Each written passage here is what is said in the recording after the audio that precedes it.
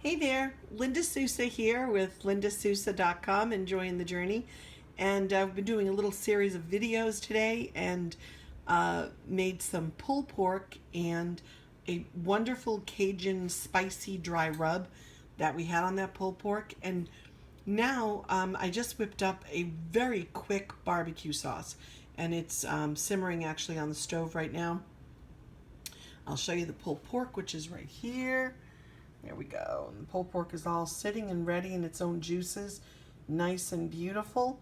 And I'm going right back over here to the stove and to our simmering pot of barbecue sauce. It is so easy to put together. I'll take a few still pictures, which I did actually.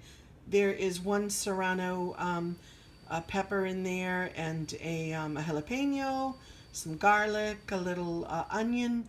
Sauteed that with a very small amount of olive oil, and then I added some tomato paste, some water, a little bit of chicken bouillon, and my Cajun rub that I made earlier. So there's a fair amount of that in there, but then to give it a little additional back heat, I added some chili pepper and chili powder actually, and some additional cayenne, which really just adds to it. There's a little bit of brown sugar in there, organic brown sugar, and a little bit of honey to give it a little sweetness. There's apple cider vinegar, a lemon, the juice from a lemon, and ginger. I put in a fair amount. I didn't add any fresh ginger, but there is some ginger powder that's added additionally in there as well. And I'm thinking if I've forgotten anything, which I very well may have, but for the most part, that's all in there. It's all set to simmer just for a little bit longer. It needs to really solidify. I tasted it. It is delicious. It has that sweetness. It's kind of like that tangy sweetness, the acidity from the apple cider vinegar and the lemon. Give it a little bit of acid, which it absolutely needs. And then it has that wonderful sweetness from the honey and from the brown sugar. And it's wonderful. It's really a nice sauce. And of course, there's water. So I put tomato paste and water. I don't use ketchup in my barbecue sauces. I kind of like make my own version of ketchup. There's also some dried mustard in there. In addition to the dried mustard that we put in our little barbecue rub that we have, I add a bunch of additional spices. So I'm going to let this cook for a while, let those flavors marry and solidify, and then I'll come back and I'll taste it again.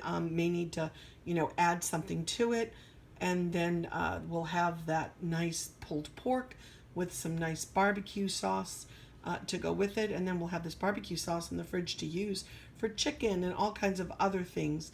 Again, using it sparingly, so not slathering stuff in the sauce, but just to have something just a little bit on the side to dip. Use a little container of our 21-day fix containers when we're using the sauce, so that we don't use it too liberally. But in any event, it's a nice sauce. It's one of those barbecue sauces that you taste it and it's kind of got that sweetness. It's sweet and tangy, and then the heat comes in and like a little back door. And that's how my beloved likes it. I didn't have any habaneros, I probably would have put one in there as well.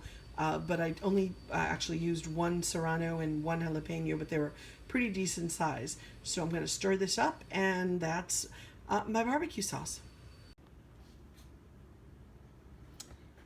So this is the pulled pork.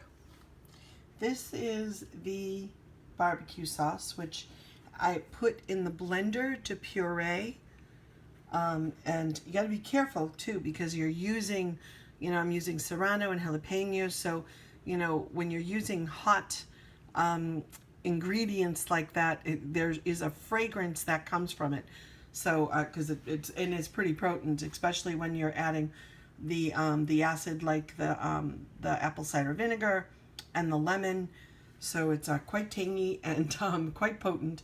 And then there is our rub that we made earlier today that we rubbed all over that pork butt. And that is in part also in our, I was going to say salsa, but it's actually in our barbecue sauce. So this is it. This is our Linda's pulled pork and barbecue sauce and spice rub. And actually it's a Linda John combination because he's the one who kind of originally came up with the dry rub recipe, and then I've taken it and I've kind of put my own spin on it. So there you have it.